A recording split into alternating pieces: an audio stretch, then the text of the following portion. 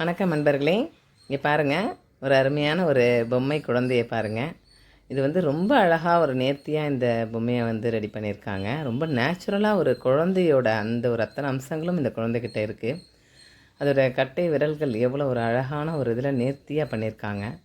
அது பார்த்தா நேச்சுரலாக அந்த குழந்தை வந்து இந்த வாயில் வந்து விரலை வச்சு சூப்பும் போதும் பார்த்திங்கன்னா அவ்வளோ ஒரு அழகாக இருக்கும். அதில் ஒரு சின்ன ஒரு பால் பல் கூட வந்து அப்படியே அழகாக வளர்ந்துருக்கு. அந்த ஒரு அழகாக நேர்த்தியாக அது நேச்சுரலாக பண்ணியிருக்காங்க. அது நேராக பார்த்து சிரிக்கக்கூடிய வகையில் அந்த ஐபால்ஸ் எல்லாமே இருக்கும்.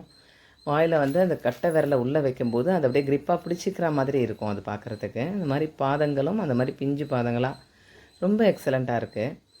இது வந்து ரொம்ப என்னோடய ஃபேவரட்டான ஒரு குழந்தை பொம்மை அப்படின்னு சொல்லலாம். கட்டை விரல் பாருங்கள், ஒரு கால் மட்டும் அப்படி கட்டை விரல் எடுத்திருக்கா மாதிரி தூக்கிட்டு குழந்தை நடக்கும்போது விரல் தூக்கிட்டு இருக்கும் இல்லையா, அதையும் ரொம்ப அழகாக இது பண்ணியிருக்காங்க பாருங்கள். எவ்வளோ அழகாக விரல் சூப்பர் செட் ஆகிருக்கு பாருங்கள்.